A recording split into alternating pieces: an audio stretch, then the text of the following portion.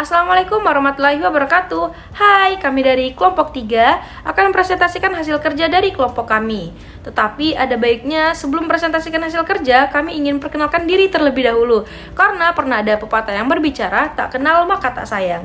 Jadi dimulai dari saya yang pertama, saya Tahnia Damayana. Saya di sini berkontribusi sebagai tim pengedit video, dilanjutkan oleh rekan saya. Halo, nama aku Nadia. Pada tugas ini aku berkontribusi dalam penelusuran literatur mengenai materi yang akan dibahas pada tugas ini. Terima kasih. Halo, saya Muhammad Ahmad Muhaimin. Dalam pengerjaan tugas ini, saya berkontribusi dalam meringkas materi. Halo, saya Mei Putri Karini. Di sini saya berkontribusi sebagai tim pengedit PowerPoint. Terima kasih.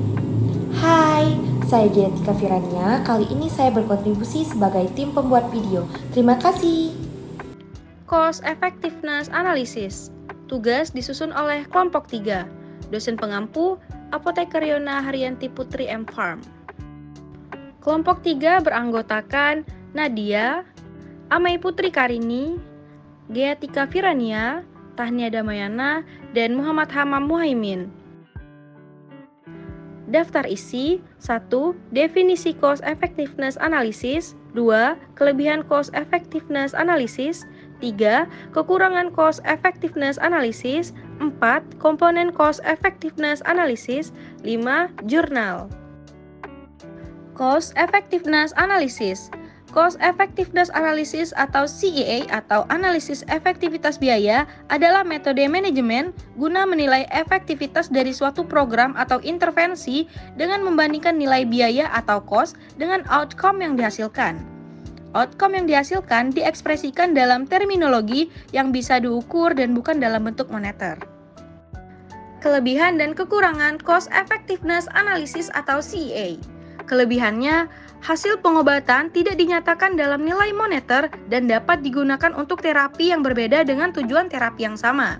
Untuk kekurangan, hanya terdapat satu outcome yang dapat diukur pada suatu waktu tertentu dan hanya bisa membandingkan pilihan terapi dengan jenis outcome yang sama. Adapun komponen CEA meliputi: pertama, tinjauan tentang kemungkinan tekanan dan dampak, identifikasi opsi mitigasi, dan penilaian awal tindakan. Yang kedua, prediksi potensi efektivitas tindakan atau mendefinisikan skenario dasar atau referensi, skala analisis, pilihan estimasi metode, dan lain-lain.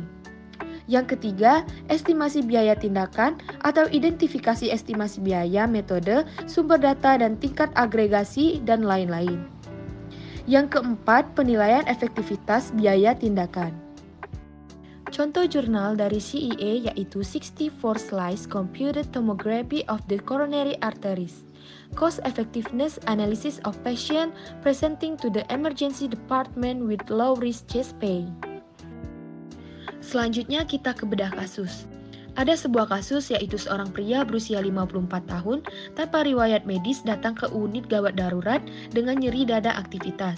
Elektrokardiogramnya atau EKG biasa-biasa saja dan tingkat troponin serial yang normal. Dokter daruratnya memperkirakan risiko penyakit arteri koroner atau CAD yang signifikan secara klinis adalah 2%. Dia berencana untuk mengambil risiko mengelompokkan pasien dan berunding di antara 3 pilihan: stres ECG, stres echo, dan MDCT. Pimpinan departemen ingin merumuskan protokol standarisasi disposisi pasien yang datang ke mereka dengan ED nyeri dada. Mereka berusaha memasukkan pertimbangan biaya perawatan kesehatan dan hasil pasien ke dalam protokol ini. Dalam meninjau literatur, mereka mengambil CEA. Berikut ini saya lampirkan tabel berupa modul hasil biaya tahun hidup yang disesuaikan dengan kualitas dan rasio efektivitas biaya tambahan yang membandingkan 3 manajemen stratifikasi risiko jantung. Incremental Cost Effectiveness Ratio mewakili biaya marginal untuk 1 unit tambahan tunjangan kesehatan ketika memilih antara 2 keputusan perawatan kesehatan yang saling bersaing dan saling eksklusif. Ini adalah ukuran yang paling tepat dari kebenaran biaya dan efektivitas intervensi kesehatan. Berikut merupakan hasil yang ditampilkan secara grafis dalam bidang efektivitas biaya. Hasil ini ditampilkan secara grafis dalam bidang efektivitas biaya pada gambar kedua. Masing-masing titik pada gambar kedua mewakili 10.000 perkiraan biaya tambahan dan efektivitas pasangan diturunkan menggunakan simulasi Monte Carlo. Itu sebagian besar poin terletak di kanan bawah kuadran grafik, menunjukkan biaya yang lebih rendah dan efektivitas yang lebih tinggi, incremental cost effectiveness ratio negatif atau dominan. Beberapa titik terletak di kuadran kanan atas grafik, menunjukkan bahwa MDCT memiliki lebih tinggi biaya tetapi efektivitas yang lebih tinggi dibandingkan dengan ekokardiografi stres. Hasil ini menunjukkan bahwa strategi menggunakan MDCT adalah strategi yang dominan di kasus dasar.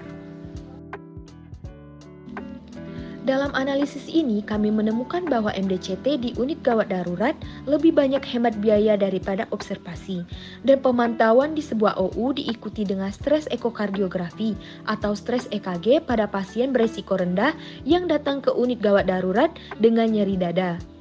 Selanjutnya, stratifikasi resiko MDCT strategi di sebagian besar analisis adalah penghematan biaya, pendekatan untuk mengevaluasi populasi nyeri dada beresiko rendah.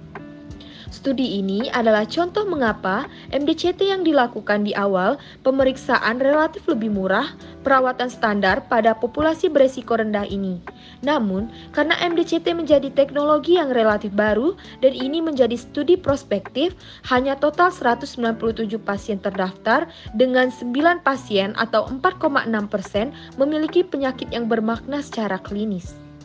Efektivitas MDCT bergantung pada sensitivitas dan spesifisitasnya yang tinggi. Pada sensitivitas 99% versus sensitivitas 74%, untuk stres ekokardiografi ada sedikit pertanyaan, mengapa MDCT lebih efektif daripada ekokardiografi stres? MDCT lebih akurat dalam mengidentifikasi pasien yang membutuhkan intervensi dan mereka yang dapat dipulangkan dengan aman dari unit gawat darurat. Kegagalan untuk mendeteksi penyakit dapat mengurangi harapan hidup dan jumlah quality adjusted life year. Dengan demikian, sensitivitas tes adalah yang utama penyebab variasi dalam hasil kesehatan. Selanjutnya, biaya awal yang signifikan untuk tes radiologi MDCT di ED mencegah penerimaan ke OU dan karenanya melupakan biaya OU. Hal ini pada akhirnya membuat dengan MDCT lebih murah daripada pilihan lainnya. Dapat disimpulkan bahwa dengan teknologi yang lebih baru dan lebih mahal, sangat penting bahwa analisis efektivitas biaya dilakukan untuk membenarkan penggunaannya.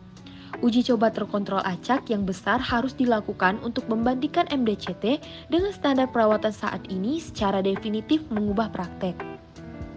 Biaya simulasi komputer, analisis efektivitas juga harus dilakukan untuk mengevaluasi modalitas stratifikasi resiko ini. Berikut ini daftar pustaka dari sumber yang kami gunakan. Selanjutnya ada lampiran dari sumber-sumber yang kami gunakan.